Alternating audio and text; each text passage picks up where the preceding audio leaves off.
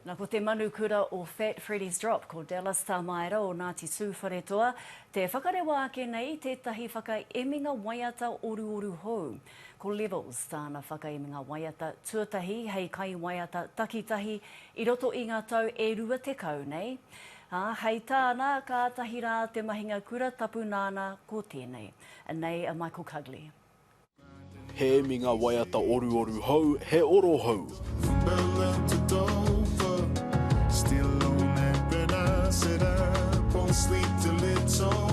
Ko te hokinga tēnei a Tamaira ki tōna akamatua.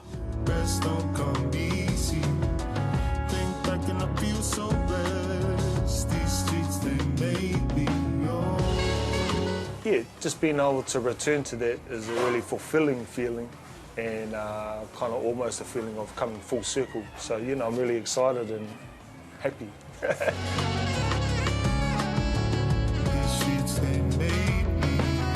Kua hau te rongo Tamaira hei pau aroaro o Freddy's Drop.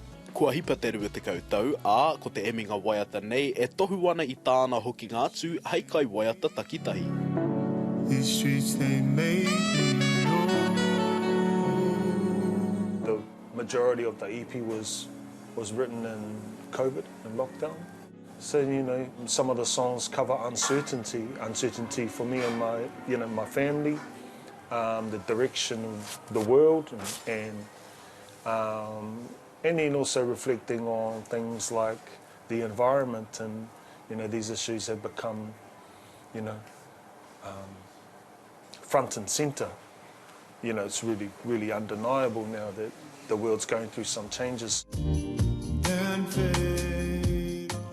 rereke anō ana waiata I ngā iere a Freddy's Drop.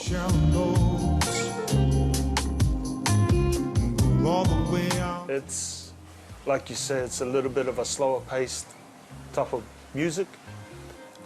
Maybe not so much in the garage, possibly in the bedroom. No.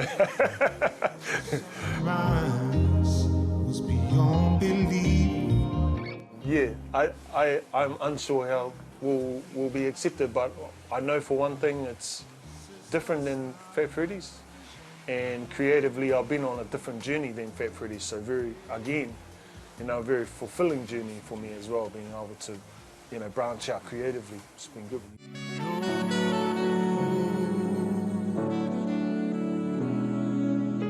Ko Levels kei te ipurangi e hora ana.